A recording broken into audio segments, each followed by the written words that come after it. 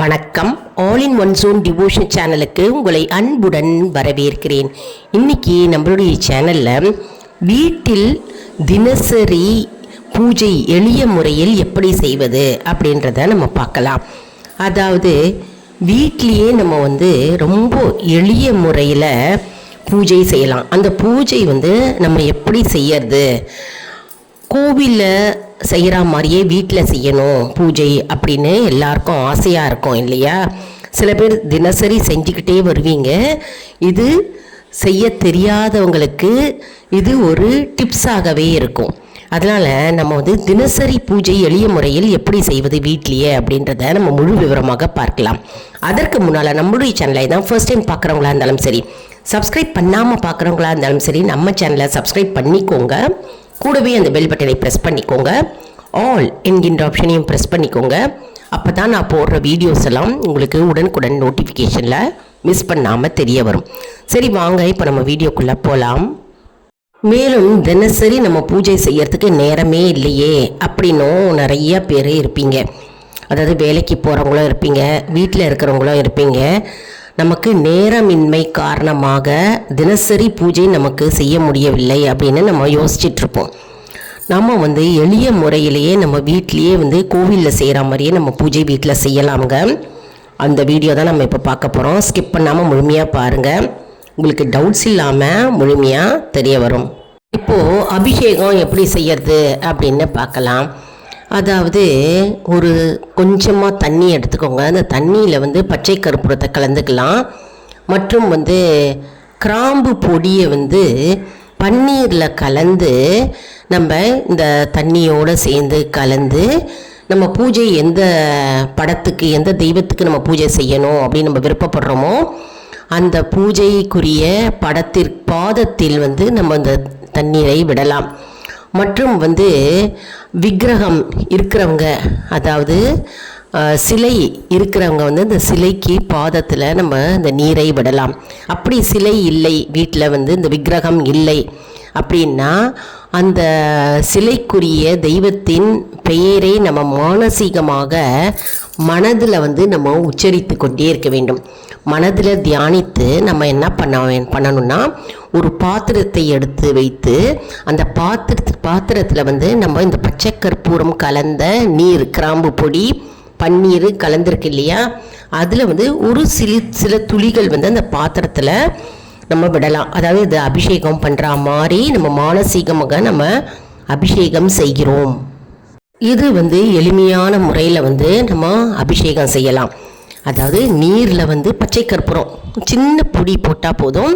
கிராம்பு பொடி எடுத்துக்கோங்க. கிராம்பு பொடியை பன்னீரில் கலந்து ரெண்டுத்தையும் சேர்த்து ஒரு சின்ன தண்ணி கொஞ்சோண்டு எடுத்து நம்ம அதை கலந்துட்டு நம்ம பாதத்தில் சமர்ப்பிக்க வேண்டும். படத்தின் பாதத்தில் பண்ண வேண்டும்.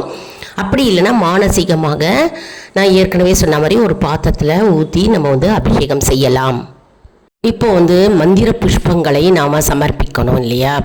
அப்போது மந்திர புஷ்பங்கள்னால் ஒவ்வொரு மந்திரத்தை நம்ம கூற வேணும். சரி, மந்திரம் தெரியவில்லை அப்படின்னா நம்ம என்ன செய்யணும்னா நம்ம பூக்கள், அதாவது ரோஜா பூக்களோ சாமந்தி பூக்களோ எந்த பூக்களாக இருந்தாலும் சரி, முதல்ல நம்ம ஓம் அப்படின்னு சொல்லிட்டு அந்த தெய்வத்தின் பெயரை நம்ம 16 முறை சொல்ல வேணும். அதாவது ஓம் சொல்லிட்டு அந்த தெய்வத்தின் பெயர் கடைசியில் போற்றி அப்படின்னு சொல்லிட்டு போற்றின்னு முடியும் போது நம்ம அந்த புஷ்பத்தை எடுத்து அந்த படத்தின் பாதத்தில் வைக்கலாம். அப்படி இல்லைன்னா அந்த சிலை இருந்ததுன்னா, ஒரு திருவுருவ சிலை இருந்ததுன்னா திருவுருவ சிலை பாதத்தில் நம்ம சமர்ப்பிக்கலாம். மந்திரம் தெரிந்தவர்கள் 16 முறை அந்த மந்திரத்தை ஜபிக்க வேண்டும். மந்திரம் தெரியவில்லை அப்படின்னா, இப்போது உதாரணத்துக்கு விநாயகருக்கு நீங்கள் பூஜை செய்கிறீங்க அப்படின்னா ஓம் விநாயகா போற்றி, ஓம் விநாயகா போற்றி, ஓம் விநாயகா போற்றி அப்படின்னு விநாயக பெருமானுக்கு நம்ம மந்திரத்தை 16 முறை, அப்படி இல்லைன்னா 108 முறை நம்ம ஜபித்து நம்ம அந்த புஷ்பத்தை விநாயக பெருமானுடைய படம் இருந்ததுன்னா படத்தின் பாதத்தில் வைக்கலாம். அப்படி இல்லை மஞ்சள் பிள்ளையார் பிடிச்சிருந்தீங்கன்னா மஞ்சள் பிள்ளையார் பிடிச்சிட்டு நம்ம இந்த பூக்களை பாதத்தில் சமர்ப்பிக்கலாம். மஞ்சள் பிள்ளையார் மீது சமர்ப்பிக்கலாம். முருகப்பெருமான் இருந்ததுன்னா, முருகப்பெருமானுக்கு பூஜை செய்கிறீங்க அப்படின்னா ஓம் முருகா போற்றி, ஓம் முருகா போற்றி, ஓம் முருகா போற்றின்னு சொல்லிட்டு இது 16 முறை சொல்லணும். அப்படி இல்லைன்னா 108 முறை சொல்லணும். சொல்லி புஷ்பத்தை முருகப்பெருமான் படத்தின் பாதத்தில் சமர்ப்பித்து இறுதியில் அந்த 16 முறை முடிந்த பிறகு நம்ம என்ன சொல்லணும்னா, முருகப்பெருமானே, விநாயகப் பெருமானே, இந்த புஷ்பங்களால் நான் உனக்கு அர்ச்சனை செய்தேன், உமக்கு பூஜை செய்தேன், இதை ஏற்றுக்கொள்ளுங்கள் அப்படின்னு நம்ம மனதார மானசீகமாக வேண்டி நம்ம மந்திர ஜபத்தை முடிக்க வேண்டும். அப்படியே பூக்கள் கிடைக்கல அப்படின்னா கவலைப்பட வேண்டாங்க.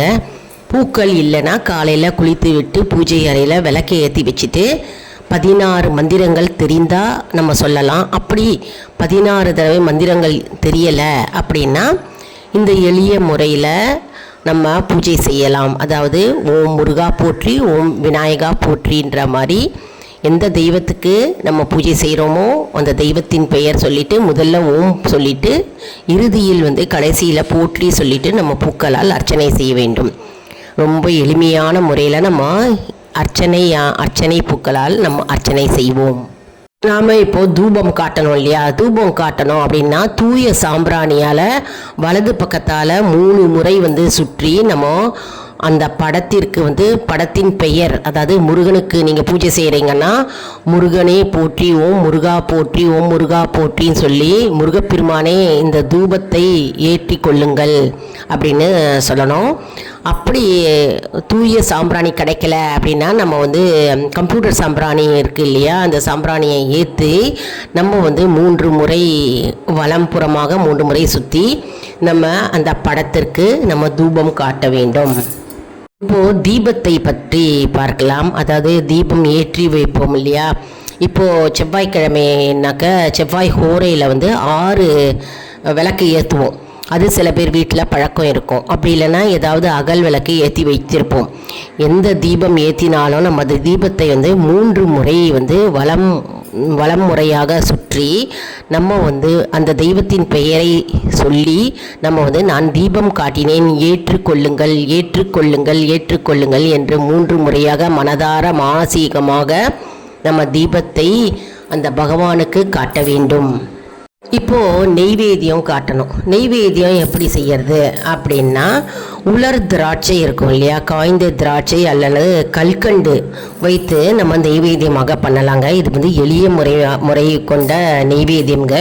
இந்த உலர் திராட்சையும் கற்கண்டும் வச்சு நம்ம நெய்வேத்தியம் எப்படி செய்யணும்னா, 3 முறை நீரை வலது பக்கத்தில் 3 முறை சுற்ற வேண்டும். சுற்றிட்டு வலது பக்கத்தில் நீர் சிறிது நீரை ஊற்ற வேண்டும்.